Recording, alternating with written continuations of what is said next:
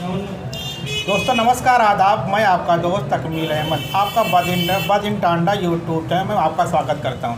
जैसा कि आप जानते हैं, बद इन टांडा यूट्यूब चैनल में टांडा की हलचलें मिलती रहती हैं। आप जानते हैं अक्टूबर का महीना चल रहा है। अक्टूबर के महीना में पूरे भारत में एक त्योहारी महीने के रूप में हम जानते हैं, और टांडा में भी लगातार अक्टूबर के महीने में, चाहे कि हिंदू समुदाय का हो या मुस्लिम समुदाय का हो, लगातार इस महीने में त्यौहार पड़ रहे हैं। दो त्यौहार साथ होने वाले हैं, दुर्गा पूजा और जो 12 रबीउल अव्वल, दोनों साथ होने वाले हैं। लेकिन पहले कौन होना है? दुर्गा पूजा होने वाला।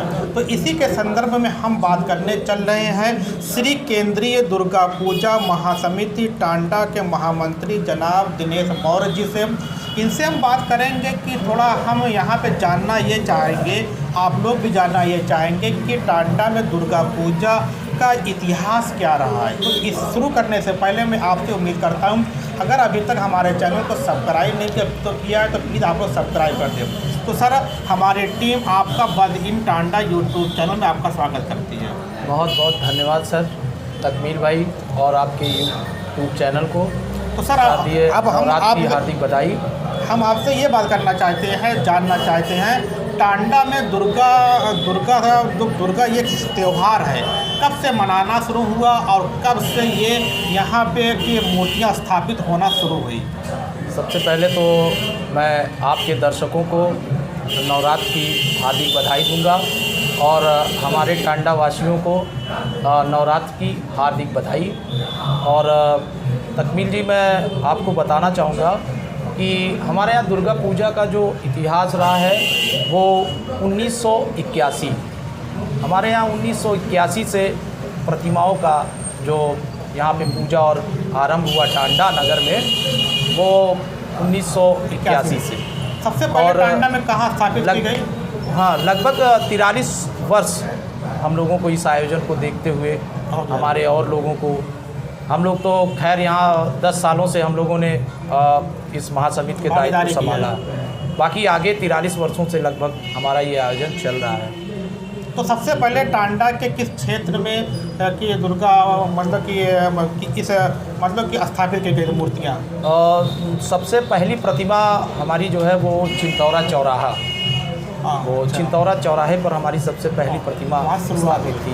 काफ़ी आस्थाएं बढ़ती गई, लोगों का अपना विश्वास बढ़ता गया, लोगों ने सेलिब्रेशन करना अच्छे से शुरू कर दिया जी। तो आप जानते हैं कि जैसा कि आपने कहा कि 1981 से लगातार 2021 तक आप लोग सेलिब्रेशन करते चले आ रहे हैं, लेकिन कभी भी इस समिति इस त्यौहार को कभी भी यहाँ पे कि अवरोध नहीं हुआ।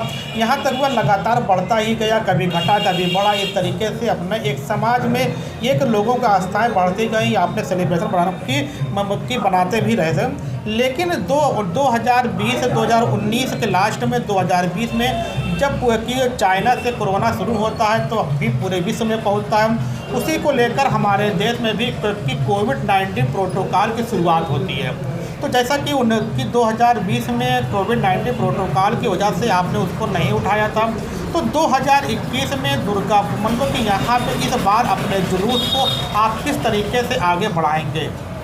सबसे पहले मैं आपको बताना चाहूँगा कि कोविड-19 का जो प्रकोप हमारा विगत जो पिछले वर्ष 2 वर्षों तक रहा, उन दो वर्षों में हमारे आयोजन नहीं हुए, क्योंकि हमारा जो एरिया कंटेनमेंट जोन में आ गया था, उस कारण से हमारे यहाँ आयोजन नहीं हुए हैं। अब की बार माननीय मुख्यमंत्री आदित्यनाथ जी का जो आदेश है, जो कंटेनमेंट जोन नहीं है वहाँ पे हमारे आयोजन हो सकते हैं। तो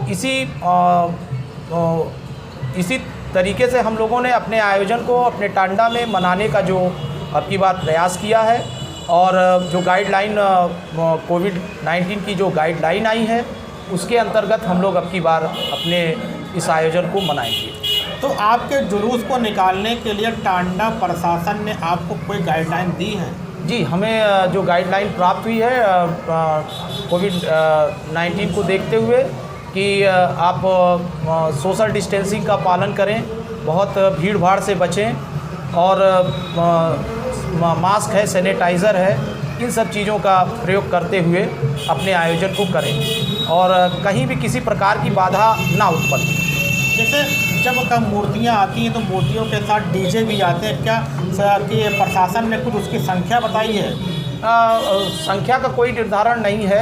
हम आयोजन होना है, आयोजन को आप अपने शालीन पूर्ण तरीके से मनाएं और जिस हिसाब से किसी को कोई अवरोध उत्पन्न ना हो, आयोजन अच्छे से संपन्न हो, यही हम लोगों को दिशा निर्देश मिला है। सर, आपसे आखिरी सवाल है, आप हमारे चैनल के माध्यम से अपनी दुर्गा पूजा, जहाँ तक आप लोगों ने सभी दुर्गा पूजा के पंडाल से संपर्क किया होगा, कुछ से संपर्क नहीं हो पाया, हो सकता है कुछ लोग आप नहीं कहें, तो उनको हमारे चैनल के माध्यम से क्या कहना चाहेंगे और आवाम से क्या दरख्वास्त करना चाहते हैं?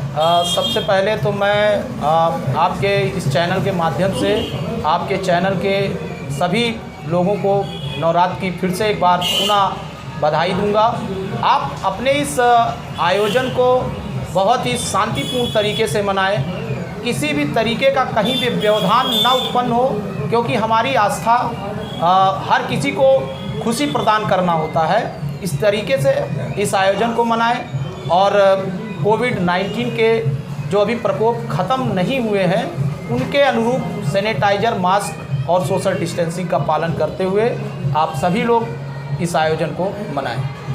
जैसा कि आपने देखा कि केंद्रीय दुर्गा पूजा महासमिति के महामंत्री दिनेश मौर्य ने कहा कि किस तरीके से मनाना, तो आपका भी एक जिम्मेदारी अब बढ़ जाती है कि जितने भी पंडाल के लोग हैं, जितने भी मानने वाले, जितने भी जुलूस में आने वाले हैं, सभी लोग अपनी जिम्मेदारी को संभालते हुए, जिम्मेदारी को मानते हुए आप आइए, जुलूस में आइए, और जिससे कि कोई क्वेश्चन मार्क प्रशासन आपके ऊपर न लगा पाए। Okay, thanks. फिर मिलते हैं एक नए सेगमेंट में नए टॉपिक के साथ।